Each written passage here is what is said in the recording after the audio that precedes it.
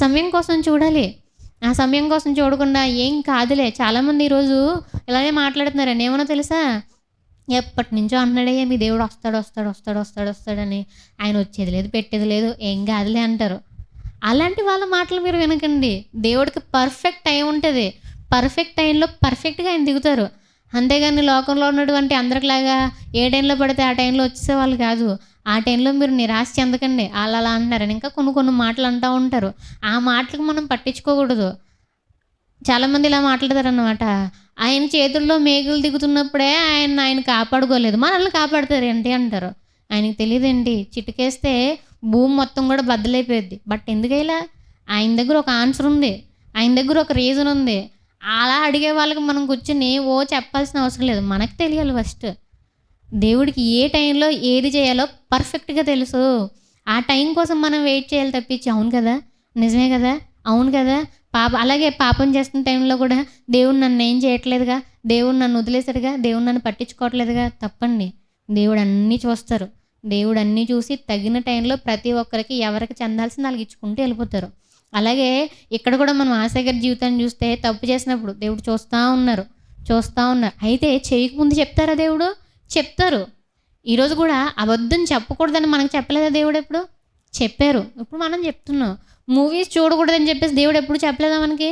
చెప్పారు. పిచ్చి వీడియోస్ చూడకూడదని దేవుడు మనకి ఎప్పుడు చెప్పలేదా? చెప్పారు.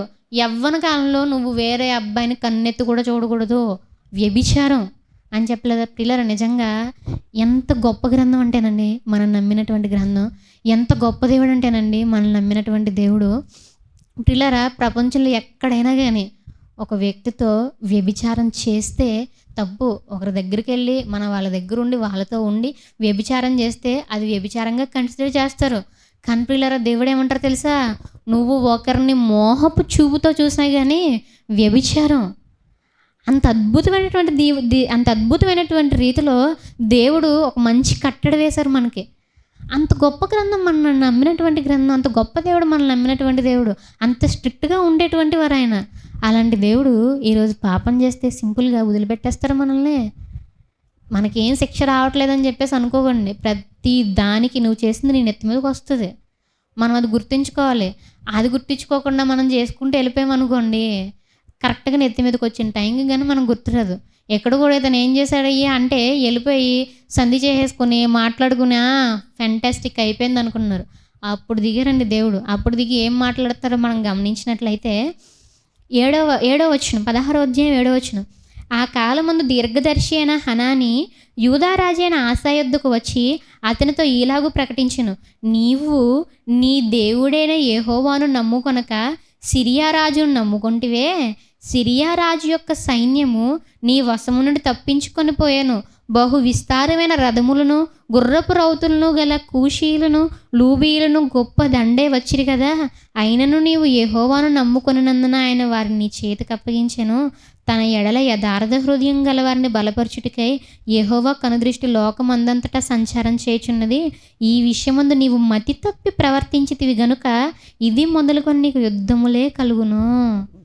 ఎంత అద్భుతమైన రీతిలో చెప్తున్నారండి పిల్లరా. అది మనకి 2 రకాలుగా కనిపిస్తుందండి. ఒకటి ఎలా మాట్లాడుతున్నా దేవుడు, అయ్యా ఇంతకుముందు నేను ఏం చేశాను నీకు గుర్తులేదా? ఇంతకుముందు నువ్వు మోకాళ్ళేసి ప్రార్థన చేసావు, ప్రభువా మొత్తం దండొచ్చింది, మాకంటే ఎక్కువ సైన్యం సహాయం చేయనప్పుడు నేను సహాయం చేయలేదా నీకు?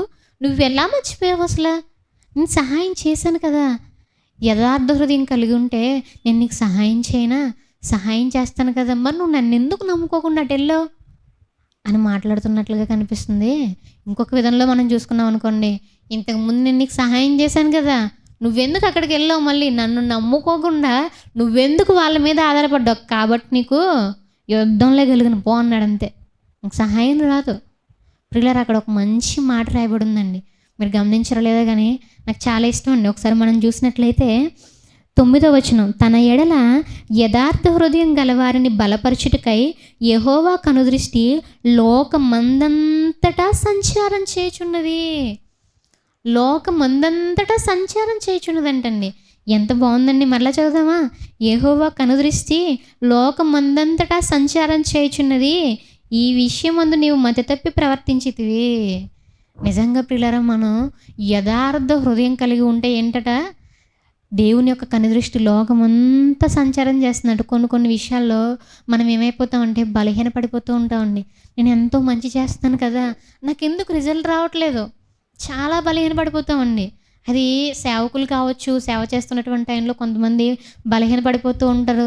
సేవ కాకుండా దేవునికి సంబంధించినటువంటి పనులు కాకుండా, అంటే నేను చెప్పేది ఏంటంటే, న్యాయంగా ఉంటూ, నీతిగా ఉంటూ, దేవుడు చెప్పినట్టే చెప్పింది చేసినట్టు చేసుకుంటూ మనం వెళ్ళిపోతున్నాం అనుకోండి, ఆ టైంలో కూడా మనకు రిజల్ట్ రాదు. కొన్ని సందర్భాల్లో ఆ టైంలో మనం ఏమైపోతాం అంటే బలహీనపడిపోతూ ఉంటాం. ఎన్నో సంవత్సరాల నుంచి నేను చేస్తున్నాను కదా, ఎందుకు నాకు రిజల్ట్ రావట్లేదు? దేవుడు చెప్పినట్టు కాకుండా వెళ్ళిపోయే వాళ్ళందరికీ రిజల్ట్ వస్తుంది. దేవుడు మాటలు పట్టించుకోలేని వాళ్ళందరికీ రిజల్ట్ వస్తుంది. నాకెందుకు రావట్లేదని దేవుడు చూడట్లేదేమో అనుకునేటువంటి అవకాశాలు కూడా ఉంటాయండి. కానీ దేవుడు మాట్లాడుతున్నారు, యథార్థ హృదయం ఎవరికైతే కలిగి ఉందో వాళ్ళందరినీ చూడడానికంటే అండి, దేవుని యొక్క కనుదృష్టి లోకం అంతా సంచారం చేస్తుందట. ఎంత అద్భుతంగా ఉందండి. నిజంగా ప్రియులారా, ఈ యొక్క వచనం నమ్మితే కనుక మనందరం కూడా హృదయానుసారంగా యాక్సెప్ట్ చేస్తే ఒకసారి ప్రతి ఒక్కరు కూడా దేవునికి స్తోత్రం చెప్దామండి. నిజంగా యథార్థంగా ఎవరైతే ఉంటారో వాళ్ళందరినీ చూడడానికట ఈ దేవుని యొక్క కనుదృష్టి లోకమంతా సంచారం చేస్తున్నప్పుడు మనం ఎందుకు భయపడాలి, మనం ఎందుకు బలహీనపడాలి?